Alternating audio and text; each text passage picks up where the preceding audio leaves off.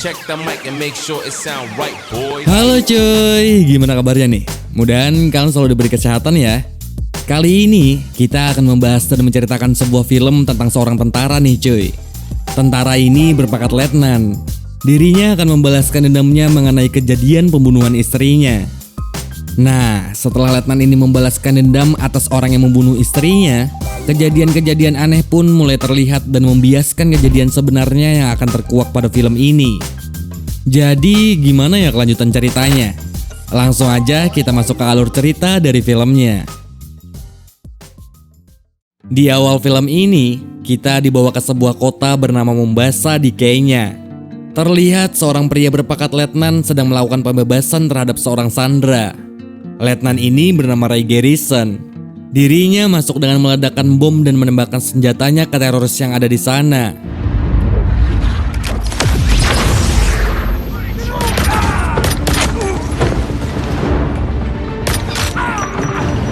Ketika dirinya menemukan sandera tersebut, terlihat teroris yang menjaga sandera ini membuat Ray terpojok dan membuatnya meletakkan senjatanya. Kala sang teroris itu lengah, Ray langsung menembakkan pistol yang ada di badannya dan membuat teroris itu terbunuh tak berdaya. Tim pun berdatangan untuk membawa sandera tersebut untuk diamankan. Setelah keberhasilan misi itu, dirinya pulang menuju pangkalan udara di Italia dan menemui seorang wanita yang sangat dicintainya. Setelah hari itu pun Ray bersama pasangannya ini pergi untuk berlibur ke pesisir pantai lalu menginap di hotel yang ada di sana.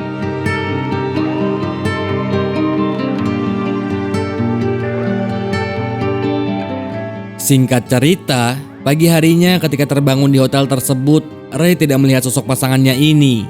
Ternyata pasangannya yang bernama Gina ini keluar dari hotel itu untuk membeli sarapan pagi.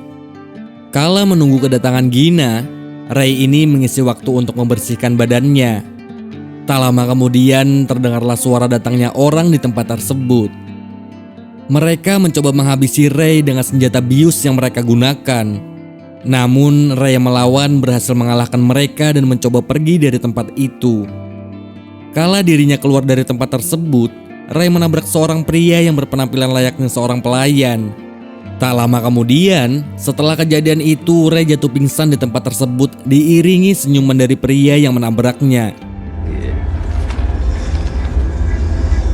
Pria ini ternyata sengaja menabrakkan dirinya untuk menusukkan obat bius yang sudah direncanakan sebelumnya.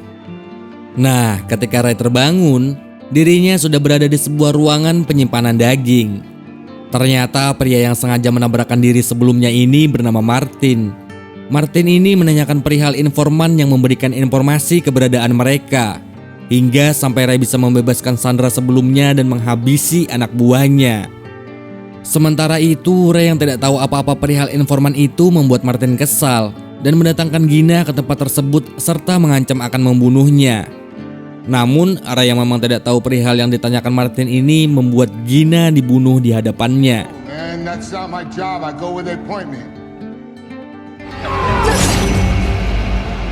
Hal itu tentunya membuat pikiran Ray tak terkendali di tempat tersebut. Dirinya mengancam Martin akan membunuhnya dan akan terus mencarinya. Namun Martin ini menembakkan pistolnya ke kepala Ray yang membuat dirinya mati bersama pasangannya di tempat itu. Dan inilah cerita pembuka dari awal film ini yang berjudul Bloodshot.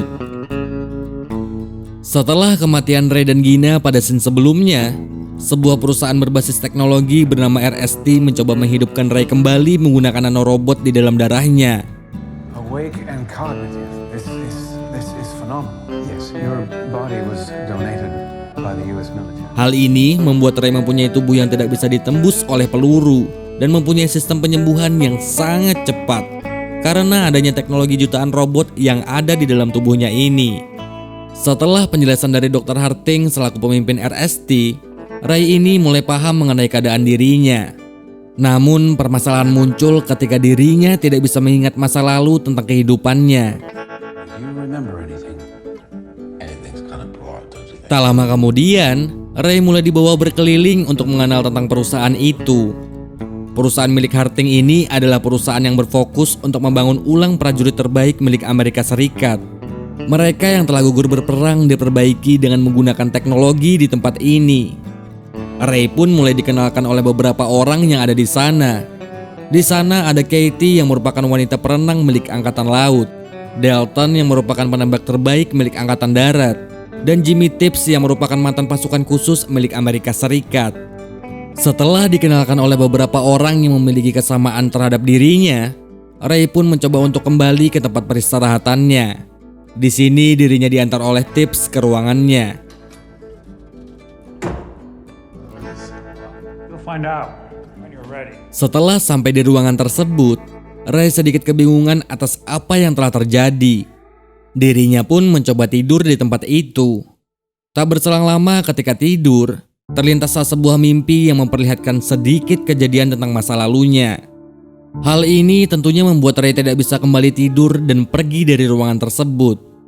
Dia pergi ke tempat latihan pada scene sebelumnya untuk mengisi waktu agar bisa berolahraga.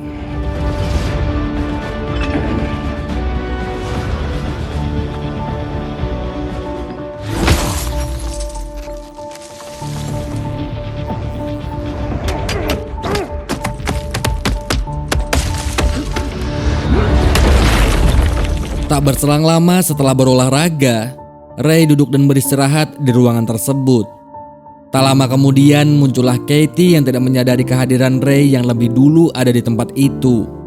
Di sini Katie berenang dan melatih kekuatan tubuhnya, hingga dirinya tersadar Ray ada di tempat tersebut dan sedang memperhatikan dirinya.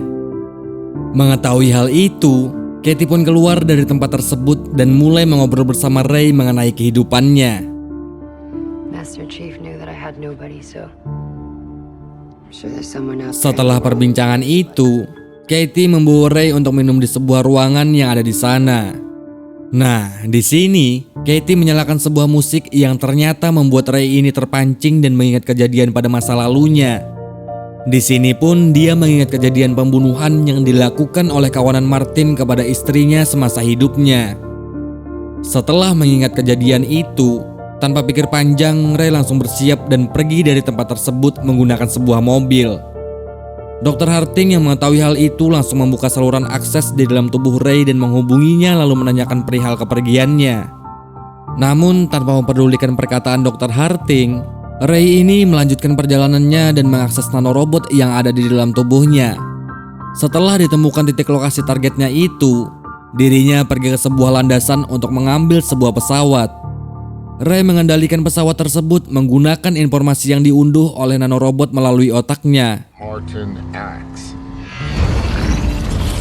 Time for a live fire test. Hold on. Let's just take it. Di kala keberangkatan Ray, di sini sebuah pasukan terlihat menjaga Martin dan pergi dari tempat tersebut. Mereka menuju suatu tempat dengan penjagaan yang cukup ketat. Setelah malam itu, pagi harinya pasukan Martin yang masih dalam perjalanan ini memasuki jalan underpass. Sebuah lorong jalan yang cukup panjang ini membuat mereka melaju dengan sangat cepat. Namun tak berselang lama kemudian, jalan yang mereka lalui ini terhalang sebuah kontainer yang menabrak pasukan konvoi yang sedang menjaga Martin. Pasukan yang menjaga Martin ini pun turun tangan dan melihat keadaan sekitar di tempat tersebut. Kala mereka memeriksa keadaan yang ada di sana, mereka tidak menemukan sopir dari kontainer itu. Lalu mereka pun menembaki isi dari kontainer tersebut berharap membunuh siapa saja yang menghalangi mereka. Tak lama kemudian setelah kejadian penembakan tersebut, muncullah Ray yang membabi buta menghajar semua orang yang ada di sana. Dia meluapkan amarah untuk membalaskan dendam kematian istrinya di tempat itu.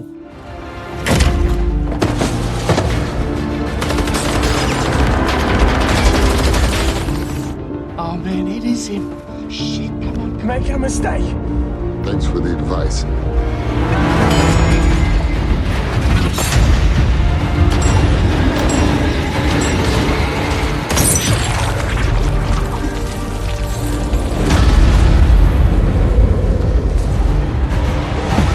Setelah membunuh Martin di tempat tersebut, Ray pun pergi dari tempat itu menggunakan mobil yang dimiliki oleh pasukan yang telah dibunuhnya. Di sini terlihat kawanan Ray menjemput dirinya dengan menggunakan pesawat yang ternyata sudah sampai di sana juga. Lalu Tips berjalan dengan membawa sebuah barang mendatangi mobil yang telah dibawa oleh Ray. Dirinya meledakkan mobil tersebut diiringi kepergian mereka dari tempat itu. Setelah sampai di perusahaan RST, nanorobot yang kehabisan energi di dalam tubuh Ray ini membuatnya dirawat di tempat tersebut. Di sini Tips disuruh oleh Dr. Harting agar bisa merawatnya. Namun ternyata kejadian tak terduga yang merupakan kejadian sebenarnya terjadi di tempat ini. Tips mulai menjelaskan semua yang terjadi kepada Ray dan apa yang sebenarnya Dr. Harting lakukan kepadanya. Dirinya menjelaskan bahwa Ray telah dikendalikan oleh mereka untuk membunuh setiap musuh dengan mengubah ingatan Ray mengenai pelaku yang membunuh istrinya. Setelah penjelasan itu, akses dalam tubuh Ray pun direstart dan diatur ulang agar bisa membunuh target selanjutnya. Dr. Harting bersama para anak buahnya ini pun mengatur ulang kejadian pembunuhan istri Ray dan kembali mengubah wajah pembunuh istrinya dengan wajah target mereka selanjutnya. Mereka pun menjalankan hal yang sama seperti pertama kali Ray tersadar di ruangan itu. Ray pun didoktrin oleh mereka dengan menjelaskan kembali apa yang terjadi kepadanya. Dan tak berselang lama pun mereka memasukkan kembali ingatan istrinya ke otak Ray agar Ray ini bisa membunuh pelaku yang telah dimanipulasi oleh mereka. Katie yang melihat hal tersebut mulai lelah dan kasihan terhadap Ray. Dan di sini pun menjadi awal mula Katie akan membantu Ray untuk bisa terbebas dari Dr. Harting yang ternyata mempunyai kejahatan di balik semua rencananya. Setelah memasukkan ingatan istri Ray dengan memanipulasi pembunuhnya, Ray pun pergi untuk kembali membalaskan dendamnya. Target berikutnya yang telah dimanipulasi oleh Dr. Harting ini adalah rekan kerjanya sendiri. Rekan kerjanya sendiri ini bernama Beris.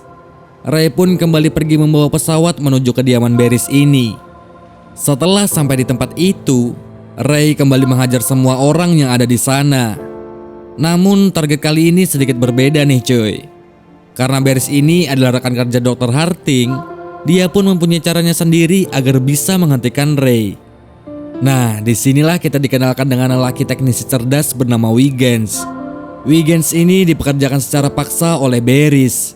Dirinya merancang sebuah alat yang bisa menonaktifkan sistem yang ada di dalam tubuh Ray.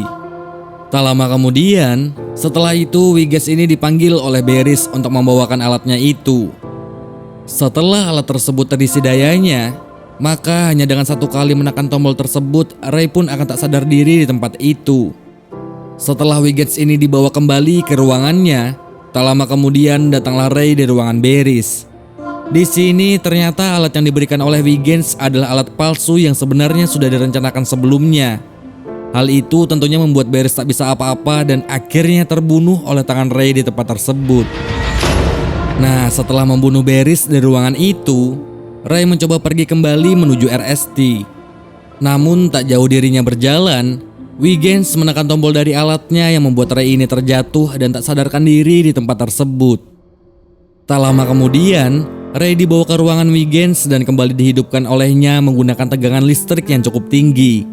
Di sini pun Wiggins menjelaskan yang terjadi sebenarnya kepada Ray, di mana Ray ini hanya dikendalikan oleh perusahaan RST untuk membunuh sasaran yang mereka tentukan. Nah, setelah mengetahui kebenaran yang terjadi, Ray pun melukai dirinya dan memindahkan sedikit nanorobot di dalam darahnya untuk diteliti cara kerjanya oleh Wiggins. Sementara itu, Ray sendiri pergi dari tempat tersebut mengambil sebuah mobil dan membawa sebuah peta yang diberi oleh Wiggins untuk mencari istrinya. They can track you that way. Fill your head with bullshit. You don't want that. No, not that one. That won't work. Trust me.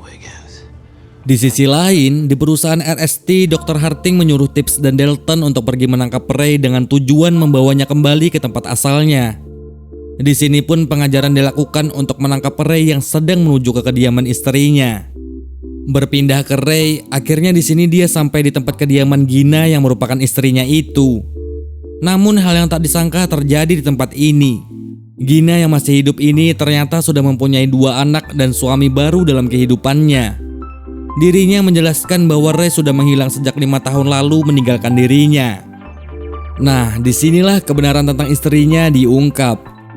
Ternyata ketika mereka sedang berlibur di sebuah hotel di pesisiran pantai pada scene di awal film ini, dari situlah ternyata Dr. Harting sudah memanipulasi tentang kehidupan Ray. Dr. Harting membuat visual ingatan Ray seolah bersama dengan istrinya, dan membunuh istrinya oleh target penjahat yang telah dimanipulasinya. Melihat kebenaran tentang itu, Ray pun pergi dari hadapan mantan istrinya itu membawa mobil yang dibawanya. Setelah terdiam sebentar memikirkan mengenai kebenaran tersebut, Ray dikejutkan dengan kontainer yang menabraknya yang ternyata ini adalah Tibbs dan Dalton yang hendak menangkapnya.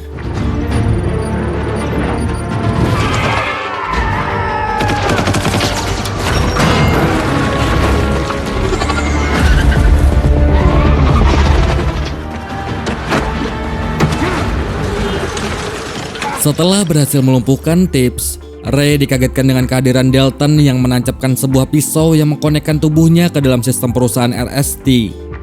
Setelah terkoneksi, Dr. Harding pun mematikan sistem Ray, dan Ray ini pun terjatuh tak berdaya di tempat tersebut.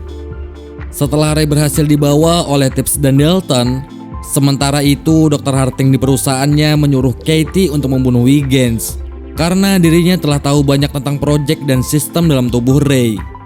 Namun di sini Katie enggan untuk melukai Wiggins, dan karenanya Dr. Harding pun marah kepada Katie. Lalu Dr. Harding menutup saluran pernapasan yang ada di dalam tubuhnya. Katie yang diancam oleh Dr. Harding ini pun tak bisa apa-apa. Mereka pun melacak Wiggins dan malamnya Katie pun berangkat ke London untuk membunuh Wiggins dari tempat tersebut. Nah, di sini Katie ini berpura-pura untuk meminta bara agar bisa menyalakan rokoknya. Setelah terbakar, ternyata asap yang keluar dari rokok tersebut membuat Wiggins pingsan di tempat itu. Lalu Katie pun menghajar seluruh pasukan yang ada di sana.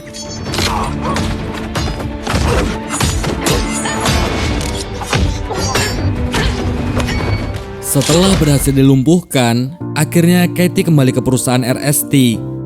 Di sini dirinya tidak membawa Wiggins yang telah dilumpuhkan sebelumnya. Ternyata Katie merencanakan untuk menyelamatkan Wiggins yang nantinya akan membantu menyelamatkan Ray dari Dr. Harding. Dia rela bertaruh dengan hidupnya hanya untuk menyelamatkan Ray. Entah apakah motif dari kebaikan Katie kepada Ray ini. Ya sepertinya sih kayaknya dia suka gitu ya sama Ray. Nah, mengetahui bahwa Katie tidak bisa menangkap Wiggins, Dr. Harding pun mencoba kembali untuk memanipulasi ingatan Ray dengan mengganti wajah pembunuh istrinya menggunakan wajah Wiggins. Melihat hal itu, tentunya Katie tak tinggal diam. Ketika ingatan Ray dibentuk dan diubah, di sini masuklah Katie kepada sistemnya. Dirinya menemui Ray dan menekan sebuah tombol yang memberikan akses kepada Wiggins agar mengambil alih sistem dari tubuh Ray ini. Setelah berhasil merebut kembali Ray dari sistem Dr. Harding, Dr. Harding ini akhirnya berhasil masuk ke dalam ruangan Katie. Dia berusaha akan mematikan sistemnya. Namun Katie mempunyai caranya yang ternyata Wiggins telah diberikan akses juga untuk mengatur sistem tubuh Katie. Di sini pun akses dari Dr. Harding ditolak, sehingga membuat dirinya tidak bisa membunuh Katie di tempat itu. Sementara itu, Tibbs dan Dalton yang mengetahui Ray tidak bisa dikendalikan oleh Dr. Harding ini bersiap untuk menangkap kembali Ray dari tempat tersebut. Dikala pencarian Ray dilakukan, ternyata Katie pergi ke ruang server untuk meledakkan sistem agar bisa menghapus semua data dirinya bersama Ray. Sehingga Dr. Harding bersama timnya tidak bisa lagi mengakses Katie bersama Ray di tempat itu. Setelah Katie berhasil meledakkan tempat yang ada di sana, di sisi lain akhirnya Tibbs dan Dalton menemukan Ray dan perkelahian mereka pun dimulai di tempat tersebut.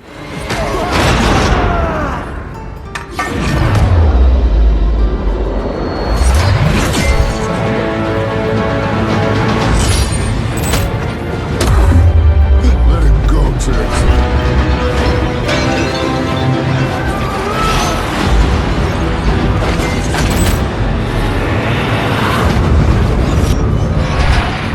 Setelah perkelahian yang dilakukan oleh Ray, sistem yang ada di dalam tubuhnya ini menurun secara drastis.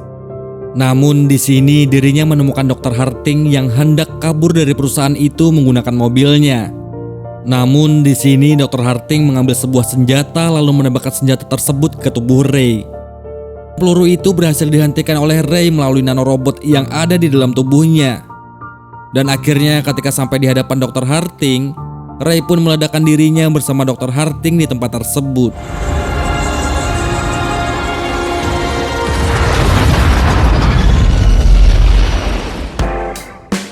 Tenang-tenang coy, ini bukan akhir dari ceritanya. Masih inget nggak dengan nanorobot yang diberikan oleh Ray kepada Huygens? Ternyata nanorobot itu berhasil dikerjakan kembali oleh Huygens yang membuat Ray kembali hidup di dalam tubuhnya. Dirinya pun berterima kasih kepada Huygens dan menemui Katie di tempat tersebut.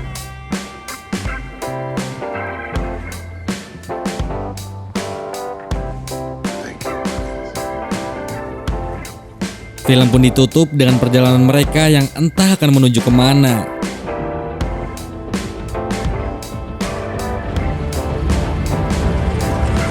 Terima kasih telah menonton film ini hingga selesai bersama kami. Buat teman-teman yang baik, jangan lupa ya untuk like serta subscribe di channel ini agar bisa menaikkan rotasi channel kami untuk menghibur kalian. Sebelumnya mohon maaf jika ada salah kata, semoga selalu sehat dan sampai bertemu pada film berikutnya.